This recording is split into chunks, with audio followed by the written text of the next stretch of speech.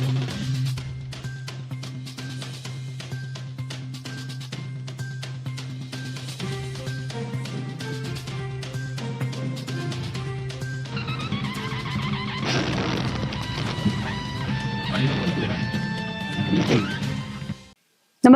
आपण पाहता हिरकणी न्यूज.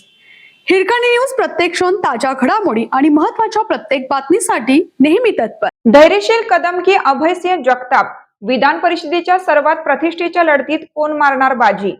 विधान परिषदेच्या सातारा सांगली स्थानिक स्वराज्य संस्था मतदारसंघाच्या निवडणुकीत तब्बल 99% मतदान झाल्याने निकालाची उत्सुकता वाढली आहे.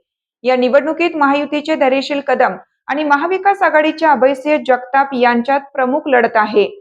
प्रतिष्ठेच्या या सामन्यात कोण बाजी मारणार याबाबत जोरदार चर्चा सुरू झाली आहे.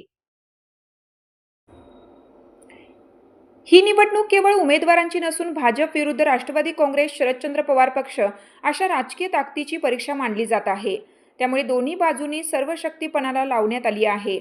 महायुतीच्या उमेदवार धैर्यशील कदम यांच्या विजयासाठी खासदार उदयनराजे भोसले, ग्रामविकास मंत्री जयकुमार गोरे, सार्वजनिक बांधकाम मंत्री शिवेंद्रसिंह राजे भोसले आणि भाजप जिल्हाध्यक्ष अतुल भोसले यांनी सांगली जिल्ह्यातील नेते मंडळी आणि इतर आमदारांसह प्रमुख नेत्यांनी जोरदार मोर्चे बांधणी केली. दुसरीकडे महाविकास आघाडीचे उमेदवार अभयसिंह जगताप यांच्यासाठी पक्षाचे नेते जयंत पाटील आणि प्रदेशाध्यक्ष शशिकांत शिंदे, काँग्रेस विश्वजित कदम यांनी मैदानात उतरून वातावरण निर्मिती केली आहे.